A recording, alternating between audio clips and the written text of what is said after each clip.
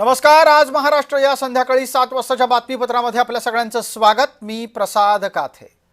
महाराष्ट्रामध्ये 3 कोणत्या बातम्या आज दिवसभर चर्चेत राहिल्या त्याआधी आपण पटकन जाणून घेणार आहोत।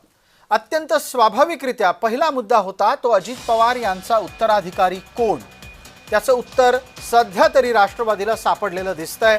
सुनेत्रा पवार हाच राज्यामध्ये अजित पवारांचा उत्तराधिकारी चेहरा असेल असं पक्षानं जवळपास निश्चित केलंय। मात्र केंद्रामध्ये राष्ट्रवादीचं नेतृत्व कोण करेल याचं उत्तर काही अद्याप राष्ट्रवादीला सापडलेलं नाही।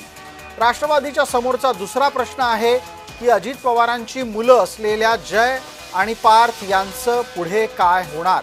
त्या अनुषंगानं मिळालेल्या उत्तरात असं कळतंय की एकत्रीकरणाच्या नंतर हे समीकरण ठरू शकेल। मात्र ज्या घडामोडी राष्ट्रवादीमध्ये घडतायत त्याच्या बाबतीतला एक तिसरा कोणही आहे आणि तो आहे भारतीय जनता पार्टीचा। जे काही बदल राष्ट्रवादीमध्ये होत आहेत त्या अनुषंगिक प्रत्येक घटनेवर भारतीय जनता पार्टीचं अत्यंत बारीक लक्ष आहे। तूर्त तरी अर्थमंत्री पद हे भारतीय जनता पार्टीकडेच राहील असं वाटतंय। सुनेत्रा यांना उत्पादन शुल्क आणि क्रीडा खातं दिलं जाऊ शकतं।